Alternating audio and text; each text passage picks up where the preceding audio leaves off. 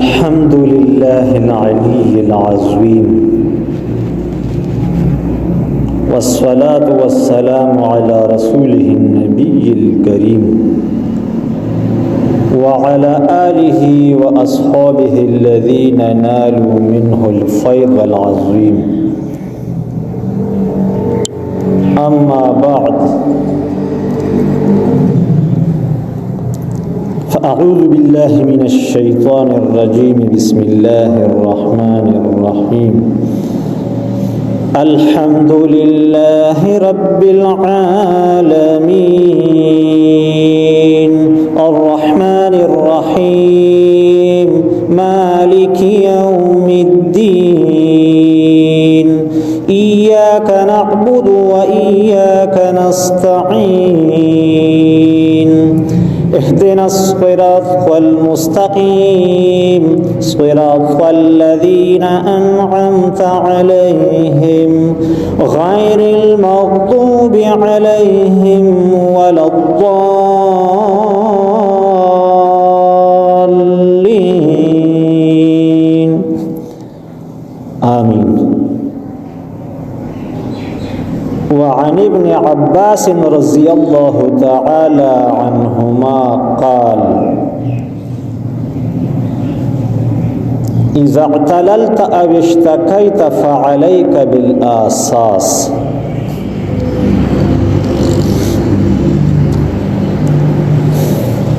وفي رواية الفاتحة كنز من كنوز عرشي أو كما قال رسول الله صلى الله عليه وسلم حاكيا عن الله تعالى ذكره. اللهم صل على سيدنا مولانا محمد وعلى آل سيدنا مولانا محمد وبارك وسلم. مولاي صل وسلم دائما أبدا على حبيبك خير الخلق كلهم جاءت لدعوته الأشجار ساجدة تمشي إليه على ساق بلا قدم. مولاي صل وسلم دائما أبدا على حبيبك خير الخلق كلهم هو الحبيب الذي ترجى شفاعته لكل هول من الأهوال مقتحم. مولاي صل وسلم دائما أبدا على حبيبك خير الخلق كلهم.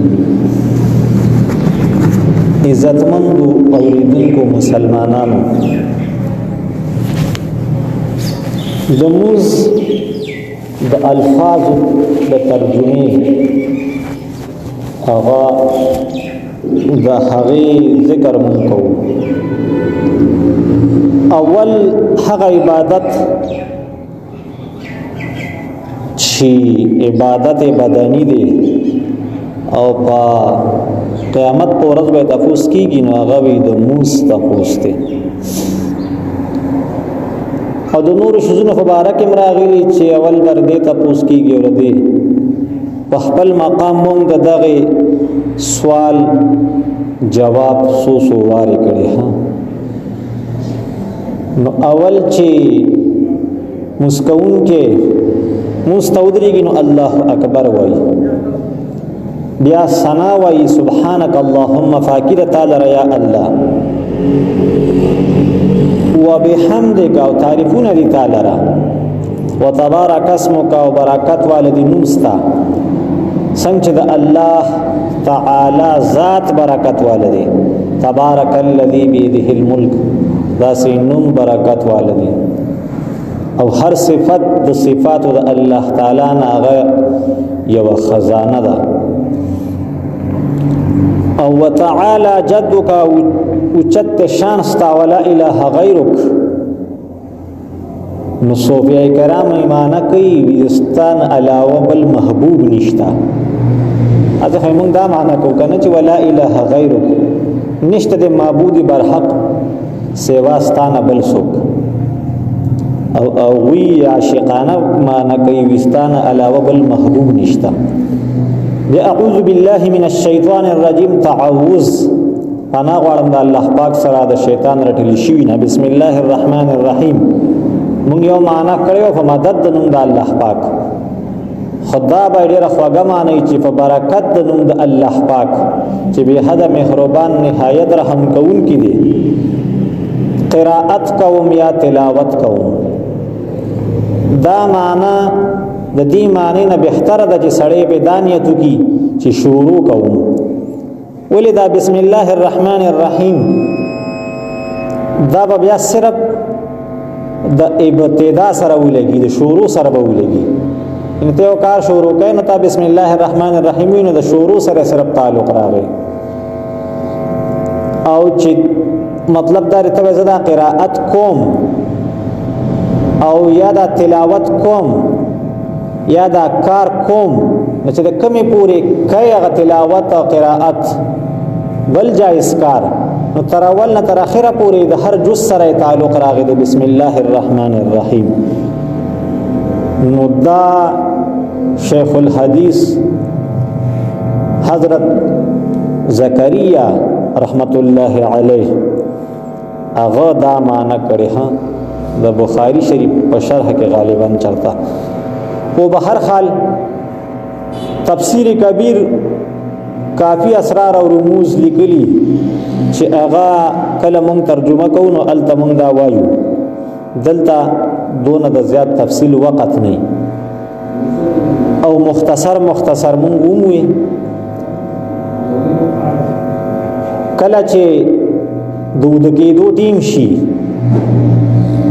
نو یو انسان دی هغه هیڅ نه ورځي د قران پاک نه اخیری سورتونه پکار دي چې وي، سوره فاتحه وي او د سوره بقره اخیری آیتونه وي، آیت الکرسی وي.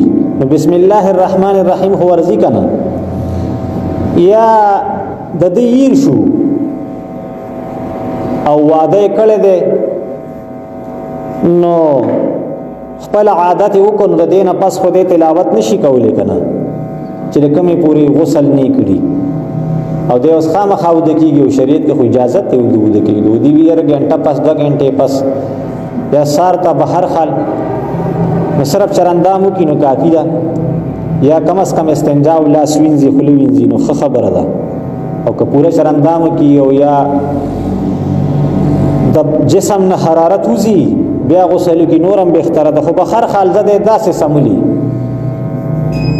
نو سم دې محتاج د حفاظت تک نه او د خدای پاک مدد ته یا ول ورزینا یا په وخت داسې دې چې دې ته د تلاوت نه دی خنه جایز. صرف بسم الله الرحمن الرحیم دا ذکر دی دا ویل شي 21 بار چې دا د کېدو په ټیم کې سوکوي یا ټول تلاوتونه ورزي خدا دې مو سره خیر دی 21 بار وي. نو په دغه شپه کې دی د اور کې د سوځیدونه او د غلنا او د بلا تکلیفاتو نه پی چې دا 21 بار وي یو شپې بسم الله الرحمن الرحیم دا ول کافی کیږي ها. نو شریعت کمال دی ها او حسن او تسلی ده چې په هر ټیم کې د الله صدر کوي او تسلی در کوي او مدد دی کوي او پوي ها او چرتم دا نوې چې مړه بس لاړې ختم شي بیکار شو او یا زما سره دې ځای نشته بس کومې پورې ځنکدن نه شروع شي کنه دا غنه مخ کې هر توبه قبليږي حتی چې کوپر نه کافر توبه باسي قبليږي او ملګرتیا د سره کوي چې کله بیا اخرت حالات لیدل شروع شي نو بس بیا خو ستا ټیم ختم شو نا قدرې دی وکړه تا لاس ورنکو ها دا خدا سره سایدا چې ته نه پرې نو دا کټکیږي نه او ځان سره دا خو د پرېنا د خدای پاک دربار نه ښکته راځوړنده شوي بس په بر دی راکاږي ها. نو دینه پس بیا مزګزار د تسمینه پس سورۃ الفاتحه وای الحمد شریف دار کم چې ما تلاوت وکړو. د دې ډیر نمونه دي عام طور مونږ د سورۃ الفاتحه وایو یا الحمد شریف تر 40-50 پورې دي نمونه دي. عام نمونه تفسیرونه سورۃ الوافیہ او سورۃ الکافیہ یعنی دا کافی ده ها ستاسو د هدایت لپاره او د نجات لپاره چې په دې د سوچ په کارو کو عمل دی وکړو. سورۃ المسألہ، سورہ شفا دا څه خبره خو پکې موږ ته ډېر ضرورت دی که نه چېرې سړی صحتمند دی او بیمار شي نو چې صحت ته حاصل شي نو آسان ورده و اسانه وظیفه د صحت دپاره علما کرام دا ښیي چې بس هېڅ نه درځي نو سورة الفاتحه وایه ورپسې یو ځل دا وایه ورپسې 3 ځله سوره اخلاص قل هو چې د خلق وایي او چې کلم د سره ټیمي او د ورته خیال کېږي نو دا وایه او په ځان یې شف کوه کم شی خوري څکي په هغې شف کوه چې څونه ډېره ډېره ویلی شي نو چې یقین دی بغیر د وایه نه به خدای پاک تا ته څه درکړي صحت درکړي ها نو ټیک ته موږ کمزوري یو چې څه د وس کېږي دوایي مویه هم استعمالوه خو لومبې خو دا دی که نه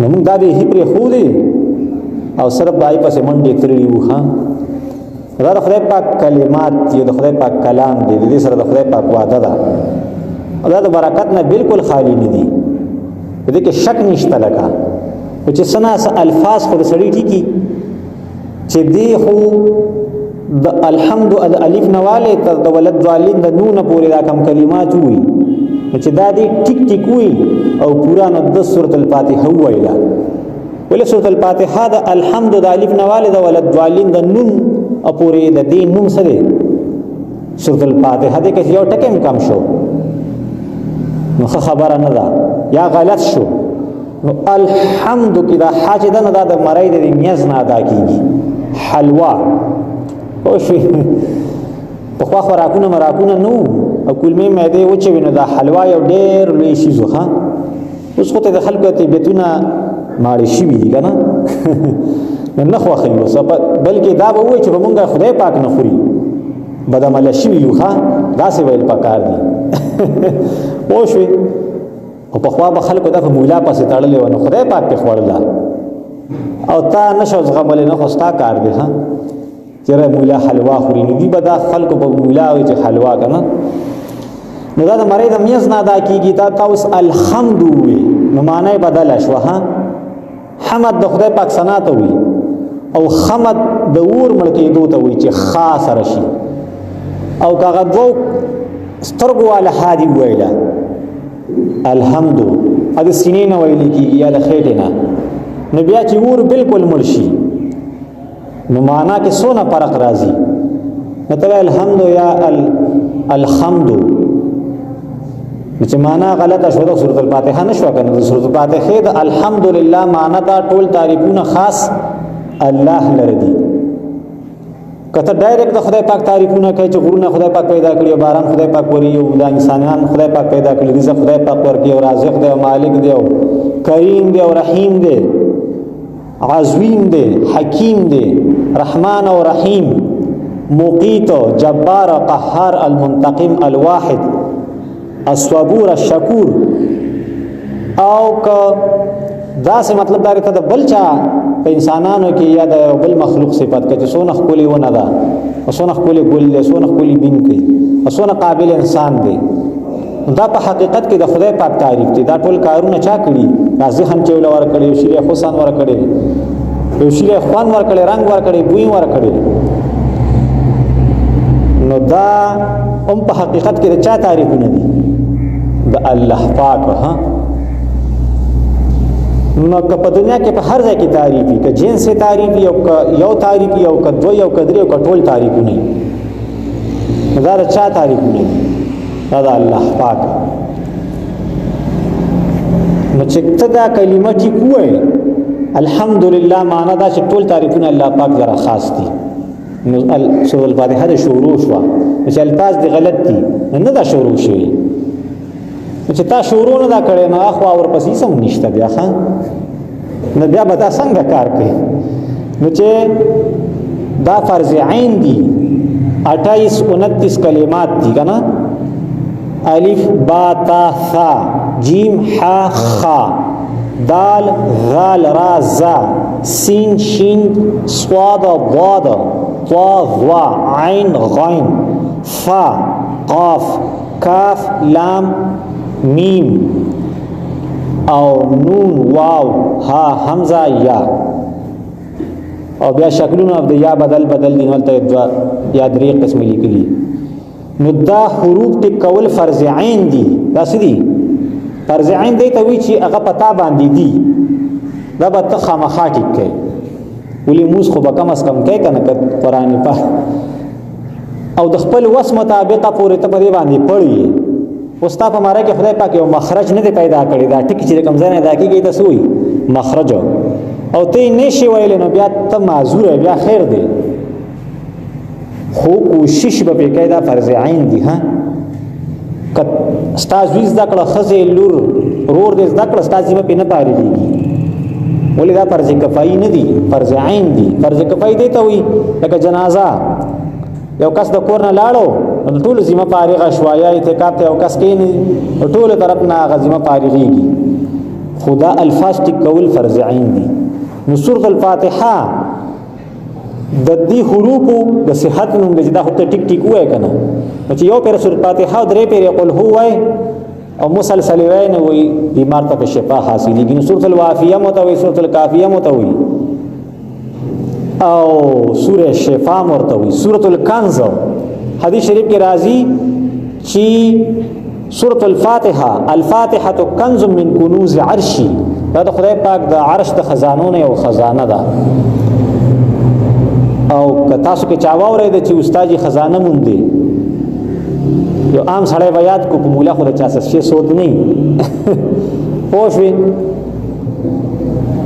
او دوایم وعده کوو خو بس ځان له کار دی وکړه. ها که په پټه کړي که په ښکارای کړي خو په هر حال جایز کار دی او بهترین عبادت ته. ها دا خو د اندوانو نظریه ده چې ګینه ته وعده دې لپاره کوي چې شهوت پورا کړي چې دوایم او درې مغوي کوي نو دا ګوره دا داسې دی او داسې زمونږ په نيز دا عبادت دی. نو دا د خدای پاک د خزانو او خزانه تاسو ته پته ولګي چې پلاني سړي سره خزانه د تاسو وته سونه زیریږي یا پکور کې خزانه راخي یا پزمکه ازمکه د خزانه یا پلاني خزانه مونته او هغه عارضی غونته شي زه غیر یقیني یا څه چاوي. او سورۃ الفاتحه د خدای پاک حدیث قدسی دی. د خدای پاک په خبره کې شک کی دي شي دروغ پکې کی دي شي اسم نو خدای پاک چې دا زما د عرش د خزانو او خزانه ده او ورش ته سوق خطي شيره ما او تا خو نشو خطي او خدای پاک را لمبتو کې راکړې موږ سره ځکه قدر نشته. دا زما د خزانو او خزانه ده. ها که قدر وي نو موږ بر دې الفاظ ټیک کړی دا به مورولې وا خو مفت نه غوري ها مفت بناله نه راځي. ولې تا ته خزانه ملاويږي او ته دې پیس تکلیف نه مومي صح اکرام احترام وکوي غوري حق پرس کدا سوکما تاوري وجره د الفاظ را ټیک کا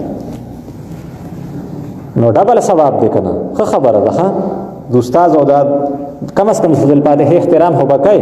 دا کتابونو لیکلي په یو ځای کې دا رواج چې ماشوم ختم وکي او خلک هغه استاد له سجاړه جوړه جامه وغیرہ سور کوي یو کس پکې ور نه کی دا چې چوتیا غونټي نو دا خو د خدای د رضا لپاره خو له دا داسې چلې په قران سو پیسې نه اخلي او دا نه اخلي او دا نه اخلي. دې جوابونه خدای پاک درکې مولادونه وزګار نه دي. ها او دا نه چې د سره جوابونه نشته او اسلامي حکومت نه دا مولا پتا کیس کولی شي. ها د سره دلته داري واش دی زما حق دی نه راکې وګورئ پسې شرح قواعد پسې وګورئ. نو دا زما د خزانو او خزانه ده. نو تاسو خو خدا چې څه چل کوي دا خزانه دې قدر کوي کنه کوي ځان سره اخلي نه اخلي او اصل قدر حقیقت د خزانه په آخرت کې میلاويږي. دا با تا دلته ځان سره وړي دي زینا الته بدا کیش حساب شي یعنی کو په شکل کې د خدای پاک او د جنت چې په کومو پیسو باندې کیږي په کومو نوټونو دا غي نوټ نوم سره نیکی او اصل او نقلم پکې چې مطلب نیت ته صحیح کنا او حروف ته ټکی او د اخلاص سره دی ویلي. اوس مطلب مخل لوټم سوک ناخلیاش لیدل یا نمبر اخوا دی خواشوي نو داسې سورۃ الفاتحه چې الفاظ ټول غلطي دا خو عقل مجرد دا بیا څه کارو چې سورۃ الفاتحه دې ته سورۃ الاساس سورۃ شفا دا شفا مبارک ما تاسو ته سورۃ الاساس عبد الله ابن عباس رضی الله عنه فرمایي چې کله اذا اعتللت کله چې ته بیمار شې وشتکایتا یو معنی دا کله چې بیمار شې نو فعليك بالاساس سورۃ فاتحه نه دا وی تا باندې لازم راځي ویل حجي بیمار شي نو دې معنا بسم الله الرحمن الرحیم الحمد لله رب العالمین. ټول تعریفونه خاص الله لره دي. رب العالمین چې پالون کې یا پروردگار پالنهار دې ټول یو معنا ده د مخلوقات دي. یعنی ما سوا د الله پاک نه د الله پاک نه سوا سدي دا ټول سدي مخلوق دي. د دې ټول پالون کې څوک دی؟ الله پاک دی. خدای پاک له ولې ټول صفات خاص دي؟ ولې چې دې تربیت کوي، خلق لرزق خلق پیدا کوي، مخلوق پیدا کړي او بیا چې کم دی نو د بقا د پاره ول خوراک سکاک وغیرہ دا شی زونه مور کړی. ټول تعریفونه خاص الله لره دي. دلیل وجه وی رب العالمین دا دلایل دي، دا دعوا ده دغه دلایل دي. پالون کې د مخلوقات دي. الرحمن به حد مهربان، الرحیم نهایت رحم کون کې دي. نو کله کله سړی سره ډیر مالی دا یو صفت شو او سره دې دغه سخامی دا بل صفت شو. نو دا الرحمن مطلب دا سې دی لکه چې سړی مالداري او دا الرحیم مطلب دا دی لکه چې سړی سره سخیمی. سړی سره ډیر مالی سخاوت پکې نه نو بیا خوان نه کوي، یا سخاوتی خو پیسې سره نه نو څه به کوي. مال حال سره نه چې دې هغه سخاوت دغه اظهار وشي ته په دې غټ سره باندې بس کوي. الرحمن عام الرحمت ته او الرحیم تام الرحمت. دې څه مطلب؟ د الرحمن د خدای پاک پورې خاص دی عام الرحمت، او الرحیم انسانانو لم ثابت دی. پیغمبر علیه السلام یو صفت څه دی؟ الرحیم. لکه یو سړي سره مال دی، دولت دی، پیسې خزانه هر څه سره دي، غنم جوار ګوړه، نو د په وس کې دا شته چې دا ټول دی خیراتی کی. خدا وسی نشته چې د ټول مخلوق لور کی. دا طاقت ته چا نشته. البته د خدای پاک طاقت شته کنه چې ټول لور کی. نو دی وجنه الرحمن ټول لور کوون کې دی. دا صرف په خدای پاک پورې خاص دی، خو د انسان دا طاقت نشته. البته دا په وس کې شته. الرحیم چې د سره سدي دی دا ټول ورکی.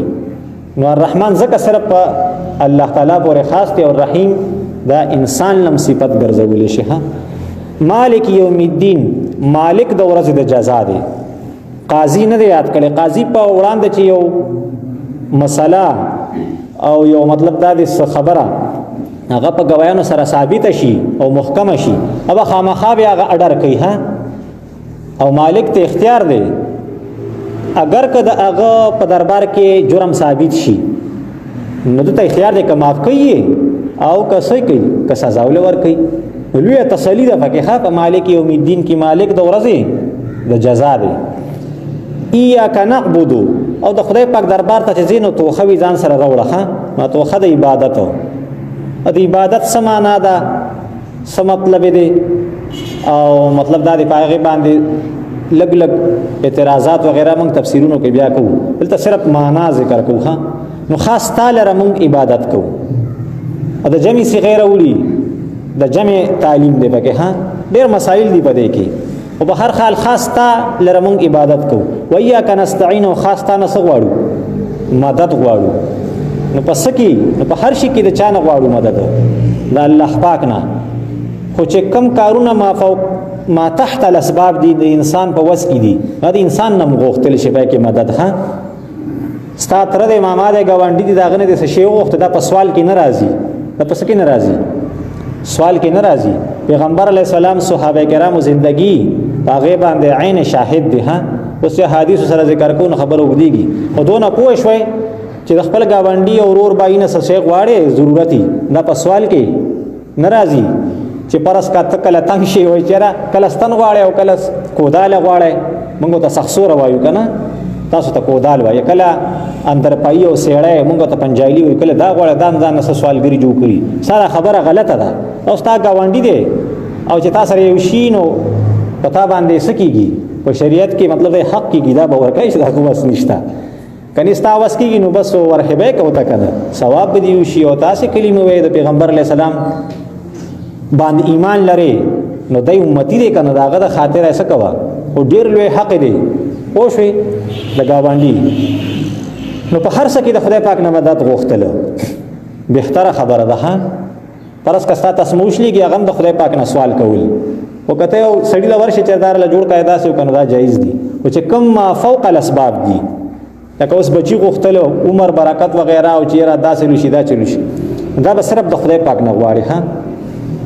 او بیا اهدنا الصراط المستقیم وخی مونږ ته لار نیغه هلکه مونږ ته خو نیغه لار خودل شوی مونږ خو ایمان راوړي نو بیا مطلب دا چې په دیم ثابت قدم وساتي سو بیا په اعتراض د چې پیغمبر مامون الخاتمی محفوظ الخاتمی د امتی باندې دا یا رشتہ چې د کافر مرشي او پیغمبر یقیني په ایمان باندې مري نو هغه د صد پاره وي چې خدای پاک ما ثابت قدم وساتي نو د هدایت ډېری مرتبه دي ها یو اعطاء هدایت کافر چې وي نه به وي چې خدای پاک ما ته هدایت راکړي چې مسلمان شم بلکې دا مشاهده ده کافرانو باندې دا ویل شوی سورۃ الفاتحه خدای پاک د ایمان نصیب کړي خو په ځای د دې چې موږ په کافر باندې اثر واچو او زموږ نه متاثر شي موږ دای نه متاثر یو ټول کارونه او شکلونه زو عادتونه زموږ د کافرانو دي کړي موږ بس کافر د سورۃ الفاتحه وایو او یو چې کم دینه اثبات علی الهدایت نو امتی په دې د نیت دعا کوي چې خدای پاک ما په قائم وساتي چې په ایمان باندې مړ شم او پیغمبر د دې لپاره دعا کوي چې نور ترقی ما ته حاصل شي نور هغه ته هدایت حاصل او په هدایت باندې پات کیږي هغه ترقی سوال کوي پوښ په سناسه د معنا په فرق باندې چې پیغمبري وي نو سنیتی پکې کافر او مسلمان صراط والذین لار دغه خلقو انعمت علیهم چې تا انعام کړي په هغوی باندې ها بیا دا انعام چې 50 شوی د نو دا سوک دي دا به ان شاء الله چې آینده جمعه بیا وایو خو چې اوس دا معنا سره پوره کوه صراط والذین انعمت علیهم لار دغه کسانو چې انعام کړي تا په هغوی انعمت بنوها انعمت علیهم غیر المغضوب علیهم چې نه د غضب کړي شوی په هغوی باندې ولضالین او نه گمراهان دي هر دې الفاظ ترجمه ده کو سو کې دا معنا کوي چې نه لار د گمراهان هم ټیک څه ټیک ده ها آیا د غیر المغضوب علیهم بل شان معنا پښتو کې به موږ تاسو کولونه کې خوله نو غلطه نه ده ټیک ده په قران پاک کې دا څنګه الفاظ دي دا غي معنا هم دغه شانتي ده ها او که تاسو خیالي په دې سورې فاتحه کې 60 ټکی نشته ده سا درې ټکی چې په د پاسه دا سي اخور چې جوړ کې د پاسه په درې ټکی کې تاسو وي سا نو دا پکې نشته ولي او ځکه چې دا په صبور یعنی هلاکت دلالت کوي خاور پکې نشته سورۃ الفاتحه کې دا په خزيه یعنی پر رسوایی او په شرم باندې دلالت کوي ها او بیا ور پسې زاور پکې نشته لهم فیها زفیر دا د جهنم د جهنميانو د خر په شان د بازونه وکړي او بیا ور زواور پکې نشته انه لذوا د دوزخ دغه لمبو ذکر دی په د زوا کې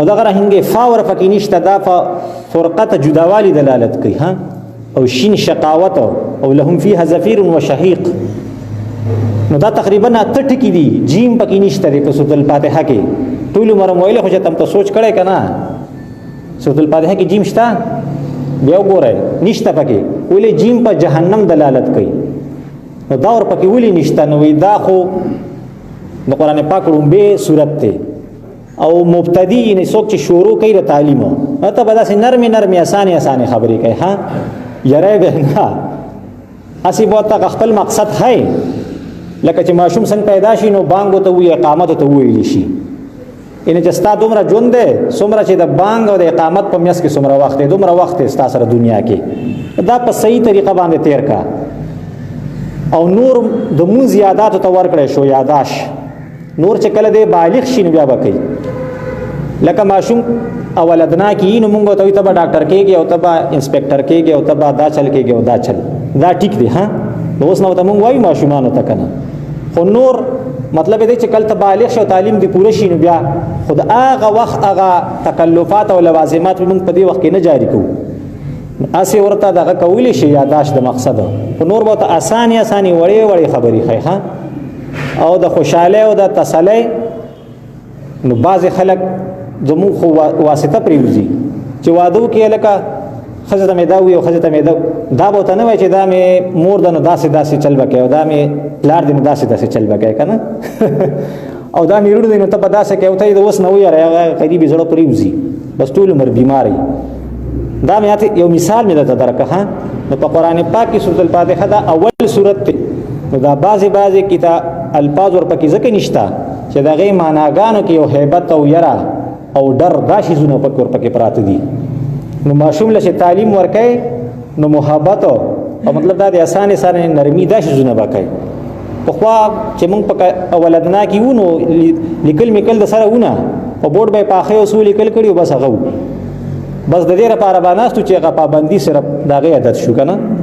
نو سورۃ الفاتحه دغه د پابندۍ هغه تعلیم دي سره په او چې دی پوښي چې دا ډېر آسان کار دی دا ډېر مزیدار دی ډېر خوند دی پکې ورو بیا پته کې استعداد راشي ها پوښوي نو بیا ورو ګران کارونه د تصحیح بیا په خپل باندې کې او بیا آسانی.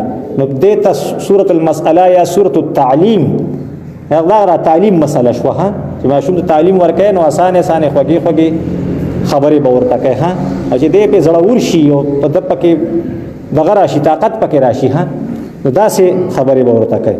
نو سورۃ الفاتحه کې بلا نور تعلیمات او اسانه چې بیا کومې ضروری خبرې ان شاء الله چې بیا تیر جمعه وې سنت